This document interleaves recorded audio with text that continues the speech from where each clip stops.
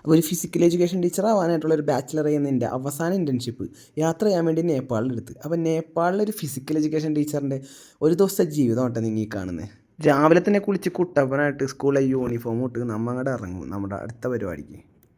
നമുക്കൊരു 8:30 ആകുമ്പോഴേക്കും സ്കൂൾ ഉറങ്ങും. അപ്പോൾ 8:15 ആകുമ്പോഴേക്കും ടീച്ചേഴ്സിനെ റിപ്പോർട്ട് ചെയ്യണം. അപ്പോൾ ഒരു 8 മണി ആകുമ്പോഴേക്കും ഞാൻ ഹോസ്റ്റലിൽ നിന്ന് ഇറങ്ങും.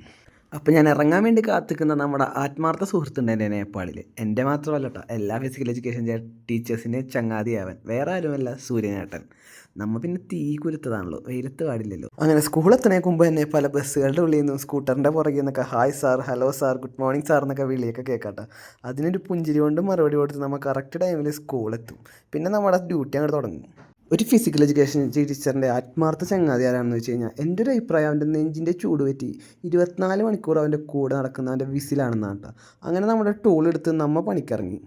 അങ്ങനെ നമ്മളെ ചിരിച്ചും കയ്യും കാണിച്ച് കുറേ കുട്ടികൾ പോകുന്നുണ്ട്. പക്ഷേ ആദ്യത്തെ ഒരാഴ്ച ഇവർക്ക് ചിരിച്ച് നിന്നതിൻ്റെ ഞാൻ 2 ആഴ്ച അനുഭവിച്ചതാണ്. ഇവരെൻ്റെ തലയിൽ കയറിയിരുന്ന ഡ്രംസ് വായിച്ച്. അപ്പം ഞാൻ ആ ചിരി എന്നുള്ളൊരു സംഭവം കുറച്ചാളത്തേക്ക് അങ്ങോട്ട് മാറ്റി വെച്ച്. ഇപ്പോഴാണ് എനിക്ക് മനസ്സിലായത് എൻ്റെ ഫിസിക്കൽ എഡ്യൂക്കേഷൻ ടീച്ചേഴ്സ് എന്തുകൊണ്ടാണ് കൂടുതൽ ദേഷ്യപ്പെട്ടും ചൂടായിക്കൊണ്ടിരുന്ന വെച്ചെന്ന്. ഈ കാര്യം മനസ്സിലായപ്പോഴാണ് പണി എളുപ്പമായത്. കുഞ്ഞുങ്ങളുടെ അസംബ്ലിക്കും അവർ ഭക്ഷണം കഴിക്കുമ്പോഴും ഉണ്ണുമ്പോഴും ഉറങ്ങുമ്പോഴും അവർക്ക് തിയറി ക്ലാസ് എടുക്കാനും പ്രാക്ടിക്കൽ ക്ലാസ് എടുക്കാനും എപ്പോഴും നമുക്ക് കൂടെ ഉണ്ട് കേട്ടോ. നമുക്ക് പകരക്കാരായിട്ട് വേറെ ആരുമില്ല കേട്ടോ. നമ്മളെ റീപ്ലേസ് ചെയ്യാൻ ആരും ശ്രമിക്കുകയും വേണ്ട, നടക്കത്തില്ല കേട്ടോ. പിന്നെ ആകെ ഒരു സംശയമുള്ളൂ, ഞാൻ പഠിച്ച സ്പോർട്സ് സയൻസും ബയോമെക്കാനിക്സും ഫിസിയോളജിയും സൈക്കോളജിയൊക്കെ എവിടെ കൊണ്ടേ അപ്ലൈ ചെയ്യണമെന്ന് അറിയാൻ പാടില്ലാത്ത. കുഴപ്പമില്ല, അറിവല്ല, എന്തെങ്കിലുമൊക്കെ ഉപകരിക്കും എന്നുള്ള വിശ്വാസത്തിൽ ഞാൻ പണി തുടരേണ്ട.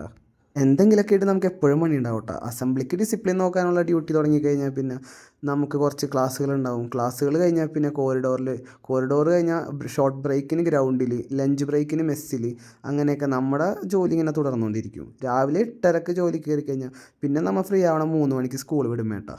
എന്തൊക്കെ തന്നെയാണെന്നുണ്ടെങ്കിലും നമുക്ക് ഭക്ഷണം കഴിക്കാനുള്ള സമയം നമ്മൾ കണ്ടെത്തണമെങ്കിൽ കുറച്ചുകൂടി ഉഷാറായിട്ട് പണിയെടുക്കാം കേട്ടോ.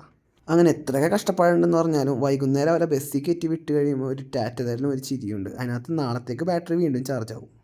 അപ്പോൾ ഒരു ജോലി മാത്രം എളുപ്പമില്ല എന്ന് പറഞ്ഞുകൊണ്ട് കീപ്പ് വാക്കിങ്, നമ്മുടെ ജോലി തുടരുകയാണ് കേട്ടോ. നമ്മുടെ യാത്രകളും പുതിയ നേപ്പാളിലെ വിശേഷങ്ങളുമായിട്ട് അടുത്ത വീഡിയോയിൽ കാണാം. Okay, by.